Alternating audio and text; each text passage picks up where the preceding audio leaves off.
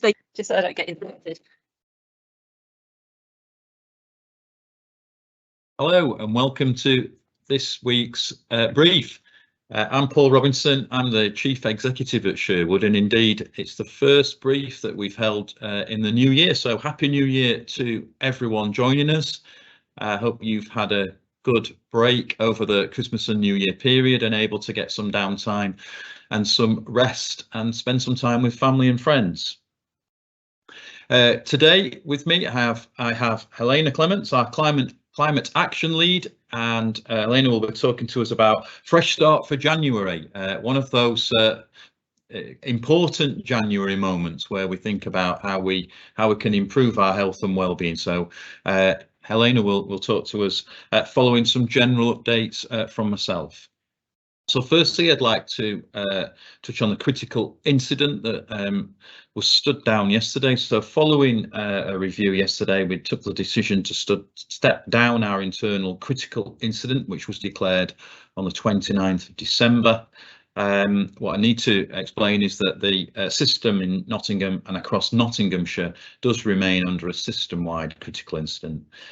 And just pay tribute, thank you to all the skill and dedication that everyone showed across and stepping down the incident. And this, really showed that we were in a better position here at Sherwood, thanks to all your hard work and efforts in keeping patients safe. I know that we've made changes that sometimes feels uncomfortable. We're asking you to go above and beyond, but we take decisions to focus on reducing that risk, that patient risk in our emergency department, and prevent overcrowding. So thank you for everyone who really stepped up and made that happen. It's really important that we recognise also that stepping down the incident doesn't actually mean that those challenges are over. We still remain in our in Opal 4, the highest level of escalation below incident, and our emergency department is still very busy, and patients continue to wait longer than we would want, and we would the patients need to do so. So we've managed to close down some of the additional capacity that we opened, but not all. And our focus is to move patients out of those remaining areas and return to offering a full elective programme. And that's going to take more focus and dedication that we have experienced through the incident. And that's going to continue for the rest of the week and probably beyond to achieve this aim and sort of return the organisation to a level of normality. So thank you for your hard work. I know that that's continuing through the week. I really appreciate, and I know that the board and executive team really appreciate the hard work, effort and commitment that everyone is giving, and it really does make a difference to our patients, so thank you. Moving on to Newark Hospital specifically. So you may have picked up over the Christmas and New Year period that we were able to announce that we have been successful in our bid to expand the theatre provision at Newark. We're going to receive £5.6 million to create that improved theatre capacity on the hospital site, and therefore an extra 2,600 operations and procedures are expected to take place each year as we create the Newark elective hub, and that will reduce waiting times and improve patient experience, and as well improve and increase and create new jobs in the Newark area for nursing and healthcare staff. The project itself will create all that extra capacity for urology, ear, nose and throat, in which we have the greatest backlogs, and preparation work is expected to start early in the new year, in this year, with the theatre expected on site in the spring and in use from the summer. So really looking forward to that. And as part of the project, the existing minor operations suite on Minster ward will be lined with lead and have air handling unit installed to enable procedures such as cataract removal injections to take place on Minster as rather than in a theatre setting.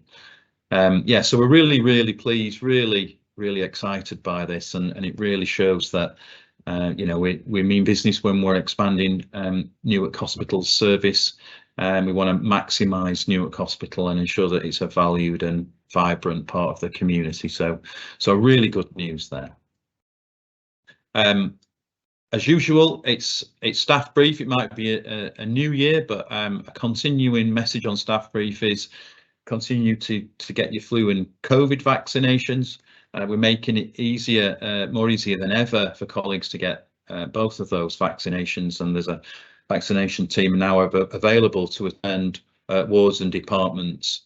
So if any of you, your staff or patients require a vaccine in your department, please contact extension 2163 with the details, and the team can arrange to come out and provide that vaccination for you. Alternatively, the vaccination hub is open daily for walk-ins for both flu and COVID vaccinations. You'll need to bring along your staff ID badge to confirm eligibility, both but clinical and non-clinical. In fact, everyone working here at the Trust is eligible to receive both of those vaccinations, and we know that nearly 63% of our frontline colleagues have so far taken up the flu vaccine, so thank you to everyone who's done that.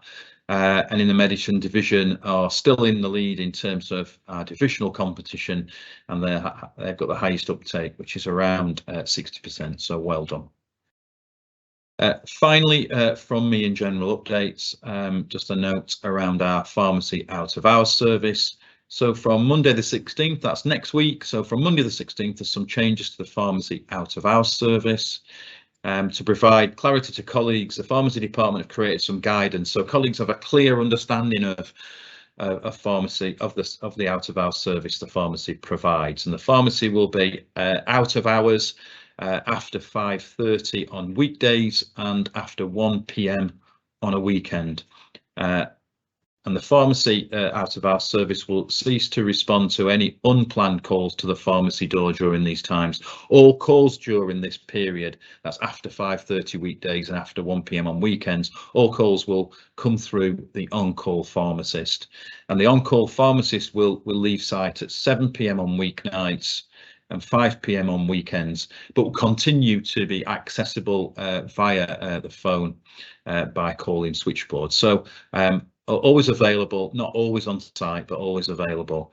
And following a detailed review of the service, it's been agreed that the service should be accessible for medicines, information and advice related calls, supply requests for non-stock critical medication and processing TTOs as per discharge planning, but not be used for supply requests for stock medication, chasing of medication charts and chasing of progress of a TTO. We just get too many calls. People can't get through. So please be aware of that, of those changes, and we're publicising that through the bulletin as well.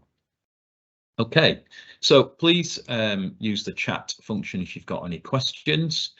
And without further ado, I'll hand over to Helena and invite Helena to talk to us about Fresh Start for January. And I have some experience of this yesterday, Helena, because I obviously led the first of the executive walk and talk. So we went for a mile walk around the perimeter of the hospital, which was great to get out into the fresh air, great to talk to colleagues, and something that I intend to do more of and encourage everyone else to as well. So over to you, Helena.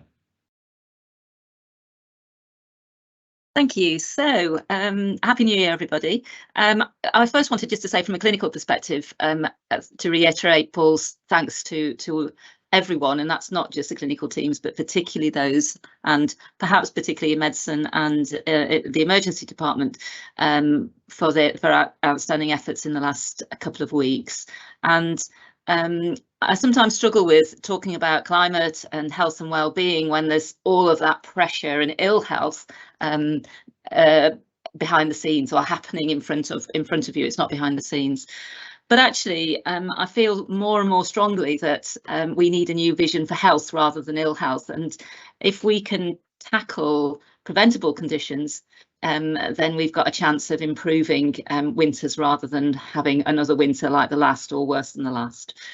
And the other thing I'm really conscious of is that this trust has more than 8,000 members of staff.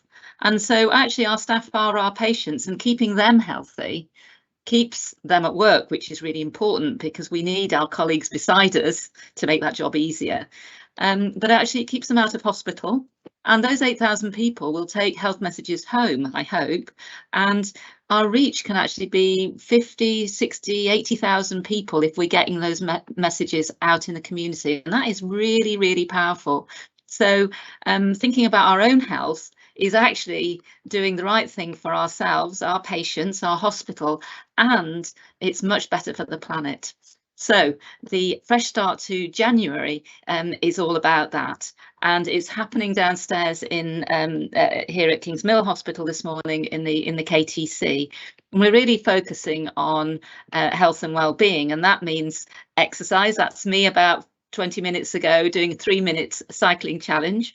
I'm pleased to say I managed to do 1.6 kilometres, as well as the walk yesterday with Paul. And those, you can see the big smile on my face. I really enjoyed that. And our mental well-being is as important as our physical health and well-being.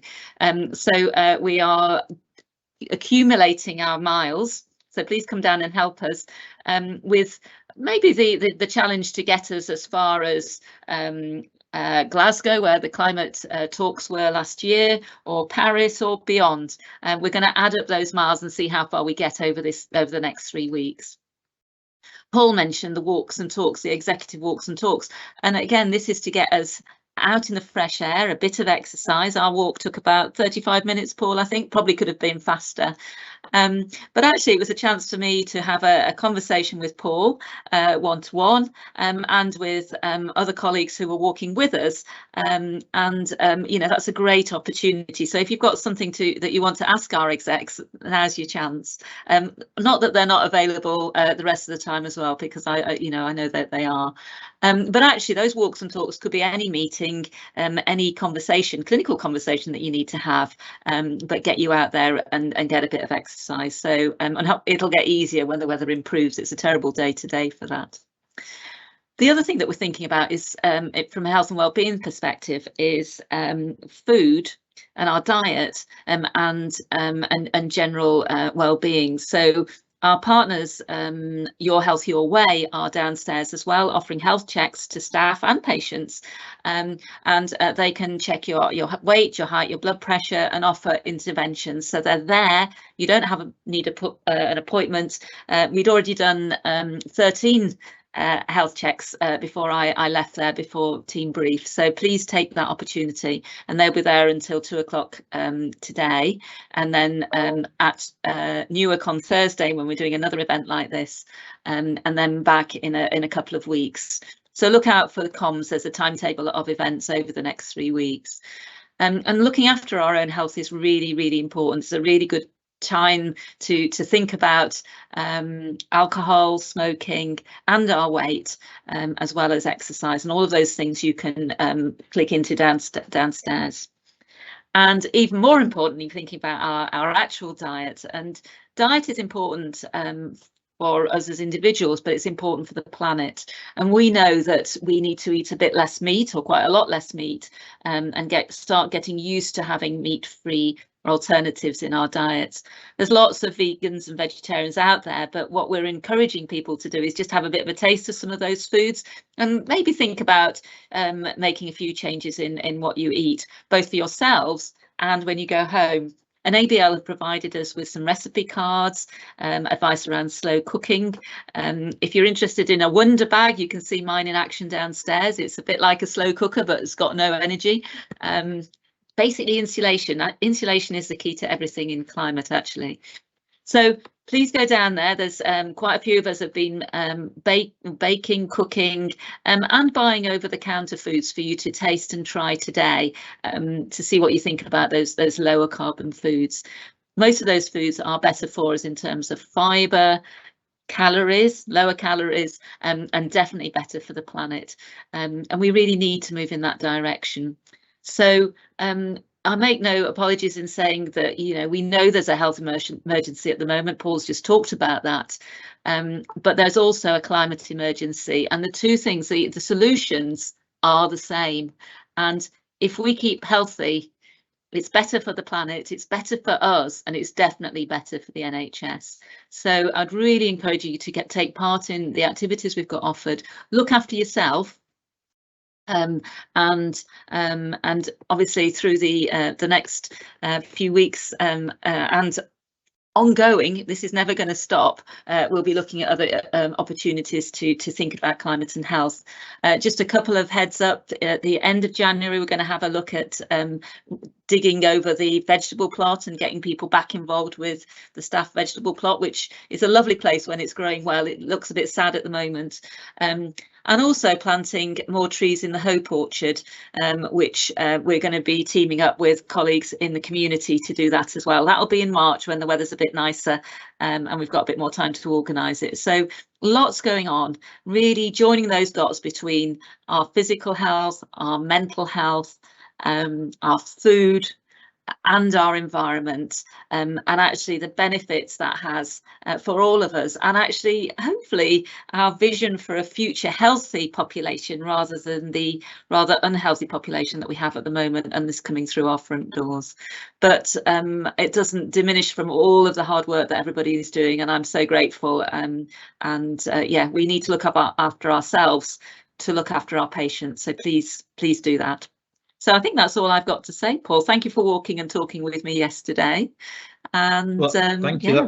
That was a pleasure, and as you suggested, it's a really good way for us to involve not just being healthy, getting out in the fresh air, but also to have those conversations. And I would welcome anyone who wants to join one of the exec walk and talks. It's a really good informal way to have those conversations.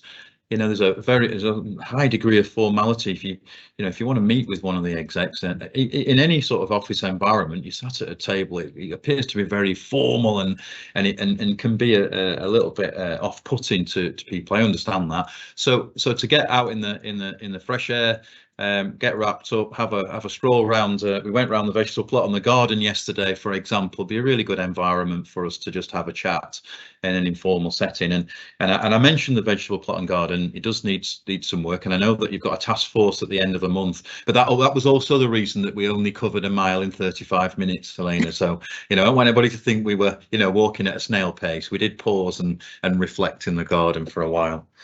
We did, and we put the world to rights. That's right. We did. So it was really important that we did that, and really good to do that. So thank you for organising that, Lena, and introducing me to this as an option because we can use it for meetings. We could use it for one-to-ones, even appraisal. So it's something that we can get out and have a stroll around. We had a stroll around the perimeter of the hospital. It may be that around the reservoir is a really pleasant stroll. Perhaps not in the weather that we're experiencing today, but when the weather becomes a little bit better. So really good ideas there. So thank you, and thank you for mentioning also and linking our responsibility and our for our own health and well-being, but also our responsibility to be able to influence others, our family and friends, to be healthy and mindful as well. So thank you for that. I'm intrigued to know what a wonder bag is.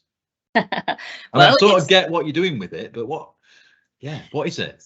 A wonder bag is something that my son gave me, actually. It was a gift, and it's an insulated bag that you wrap around your pan of hot food. And in the old days, they used to have something called hay boxes. They do still exist. And basically, if you bring your food to the boil, a bit like a slow cooker, you put it in the wonder bag, wrap it up really tight, and with a lid on top of that. And insulation keeps that really hot. And although it might not be still boiling, it's very hot, and it will continue to cook or keep your food warm. So it's actually great for camping, because it uses a lot less energy, of course, because you're not cooking things for hours. So you can use it if you go for in a camping or something like that. It's actually very low energy, so it's cheaper. And the original wonder bags were developed in South Africa, and actually if you buy a wonder bag, there is another one made and bought and distributed to a poor household in South Africa, which is a really nice thing to do.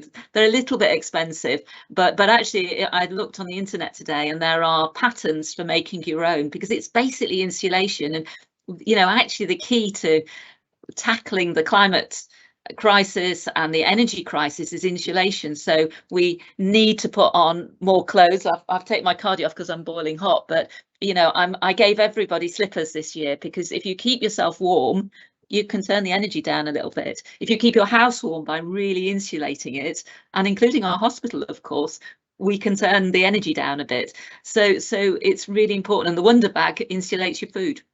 So and actually that we're about to do a survey of the hospital to see where the energy is coming out. We've got heat cameras going around the whole all of our sites to see where heat is being wasted, because, you know, rather than, you know, we need the technology stuff and the PV panels, but actually we need to stop waste first, and that's definitely a message to take home. You know, if you haven't got a lot of insulation, get it in there. It's the cheapest way to save on your energy bills, rather than fancy, you know, gadgets and smart meters and things like that.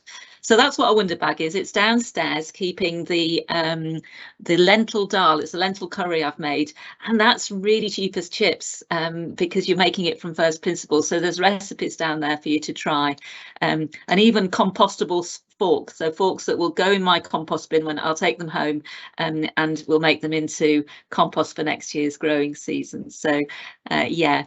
I just wanted to say thank you as well to Amy and Corrine and the wellbeing team, who have also worked really hard with me and the climate action team to pull this off, and all the other people who have brought food in today. And I hope we'll sort of swell the ranks for the